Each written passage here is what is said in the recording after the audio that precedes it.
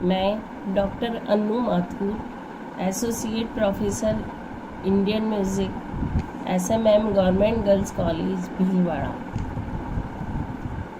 Welcome to students. आज का जो टॉपिक लिया है वीडियो में वो लिया है उत्तर भारतीय सप्तक में 32 थाटों की रचना।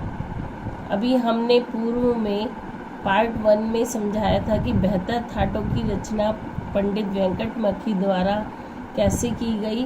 अब उत्तर भारतीय संगीत पद्धति में पंडित भातखंडे जी ने 72 थाटों में से 32 थाट चुनकर उनकी रचना की। उत्तर भारतीय पद्धति में इन 32 थाटों की रचना पंडित भातखंडे जी द्वारा जो बताई गई है वो इस प्रकार है। सबसे पहले पूर्व की भांति सर्वप्रथम सप्तक के 12 स्वरों में से तीव्र म हटाकर तार सा जोड़ दें और सारे 12 स्वर सा रे कोमल ग रे शुद्ध ग कोमल ग शुद्ध म प ध कोमल ध शुद्ध नी कोमल नी शुद्ध और सा। अब सप्तक के 2 भाग किए, पूर्वांग और उत्तरांग।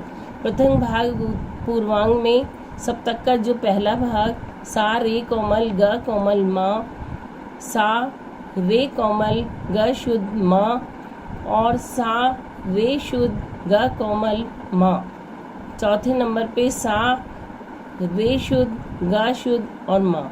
इस तरह से पहले भाग में ये चारों बनाए। इन चारों का ठीक इसी तरह से उत्तरांग भाग में पा ध कोमल नी कोमल सा पा ध कोमल नी शुद्ध सा पा ध शुद्ध नी कोमल सा पा ध शुद्ध नी शुद्ध और सा। इस तरह से नियमानुसार थाट में 7 स्वर क्रमानुसार होने चाहिए। इस प्रकार 4 स्वर वाले 8 मेल जो आपने बताए, इनको आपस में मिलाने पर 7 स्वर वाले जो मेल बनाए गए 4 × 4 = 16 मेल अथवा ठाट बने। किस तरह से पहले को इन चारों से जोड़ा गया, पहले को दूसरे से, तीसरे से और चौथे से। इस प्रकार पहले से जो 4 बने, इसी तरह से चारों को आपस में मिलाने पर 4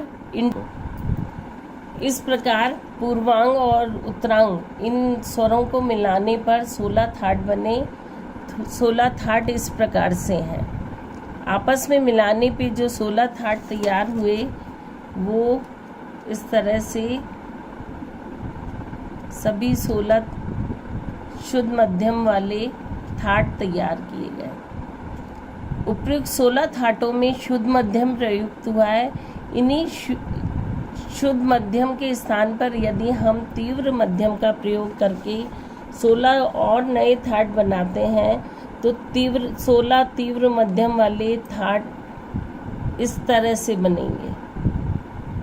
16 शुद्ध मध्यम के और 16 तीव्र मध्यम से।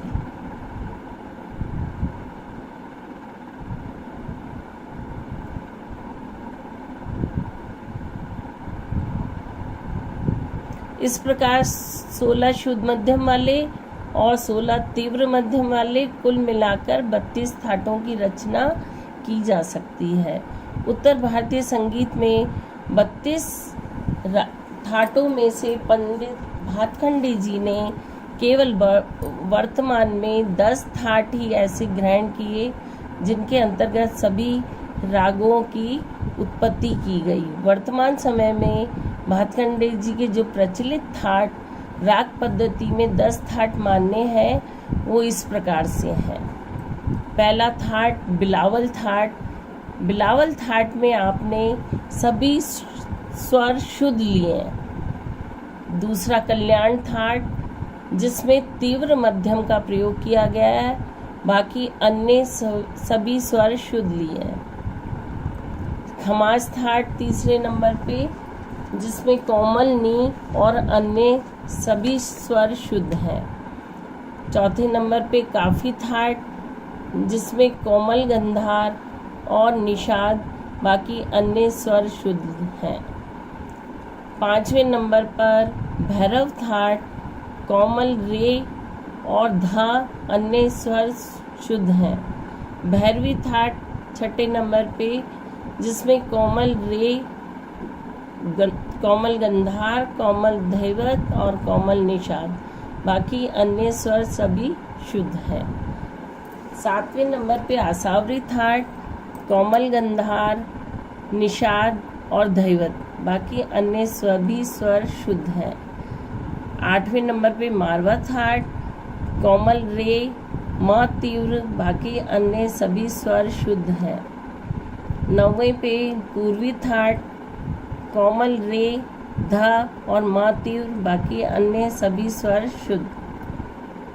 10वें नंबर पे तोड़ी थाट, कोमल रे, ग, ध और म तीव्र, बाकी अन्य सभी स्वर शुद्ध लिए हैं। इस प्रकार 10 थाटों में प्रत्येक समय में आने वाले राग निम्नलिखित वर्गों में विभाजित किए गए। वर्ग में इस प्रकार विभाजित किया गया है। प्रथम वर्ग शुद्ध रेगध वाले राग, जिसमें कल्याण थाट, बिलावल थाट और कमाज थाट को लिया है। दूसरा वर्ग कोमल रे तथा शुद्ध गैनी वाले राग, जिसमें भैरव, पूर्वी और मारवा थाट को लिया गया है। तीसरा जो वर्ग बनाया उसमें कोमल ग और नी वाले राग हैं, जिनमें काफ़ी भैरवी और आसावरी थाट को लिया गया है। इस प्रकार इन 10 थाटों के अंतर्गत हमारे प्रत्येक समय के राग आ सकते हैं। पंडित भातखंडे जी ने केवल 10 थाट ही चुने और इन 10 थाटों से ही सभी उत्तर भारतीय संगीत पद्धति के रागों का वर्गीकरण किया गया और वर्तमान समय में भी हमारे यहाँ इन 10 थाटों को ही माना गया है। इन 10 थाटों के अंतर्गत ही सभी रागों की उत्पत्ति की गई है। धन्यवाद।